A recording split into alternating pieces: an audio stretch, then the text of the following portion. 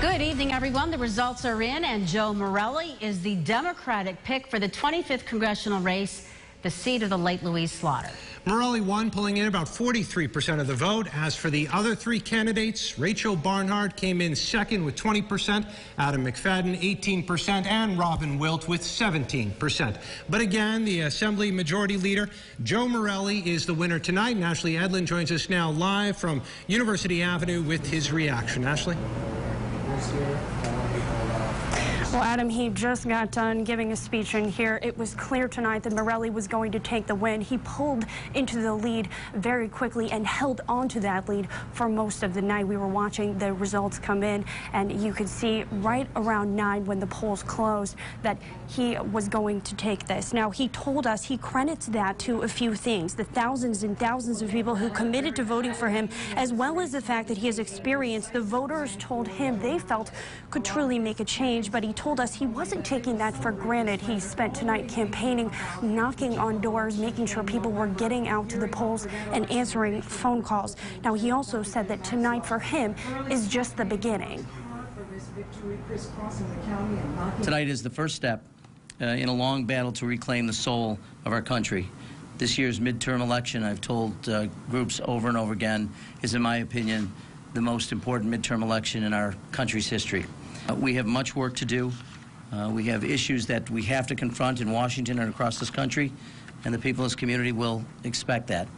I think voters tonight basically said in a resounding way that they think the experience that I have and the record of delivering results for this community is necessary to get things done in Washington. But this is his first time. Now, Morelle also acknowledged that tonight is a very bittersweet night because he was good friends with Louise Slaughter and said she's actually the one who got him into politics, and he's anxious to carry on her legacy. Adam and Maureen.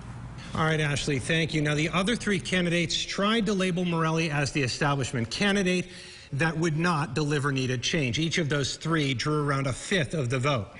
Rachel Barnhart did receive the second most votes, and we heard from her tonight as well. Mike Bunt covering that part of the story for us tonight. Mike? Maureen, while disappointed, Rachel Barnhart believes that tonight's primary proves that voters wanted another choice besides Joe Morelle. She bases that off the fact that Morelle only won by a plurality of the vote, not a majority. Barnhart added that it was difficult for her, Robin Wilt, and Adam McFadden to campaign against the Assembly Majority Leader in such a short period of time. She says the result tonight doesn't surprise her, but that doesn't mean she's not disappointed. I'm very sure that supporters of me, Robin, and Adam are really disappointed because we wanted to take the Democratic Party in a new direction. We wanted to take it in a more progressive direction, a direction that didn't rely so much on big machine candidacies and a lot of money. I think people will be very, very disappointed, but I'm confident people will vote for the Democrat on the ballot in November because we're very concerned about what's going on in Congress. As you heard right there, Barnhart says that she will support Joe Morelle come November's general election. Adam McFadden said he will support Morelle as well. Attempts to reach out to Robin Wilt were unsuccessful. Maureen? Mike Bunt reporting tonight. Thank you. Morelle will now go on to face Republican Dr. Jim Maxwell in the November election, once again for the 25th congressional seat.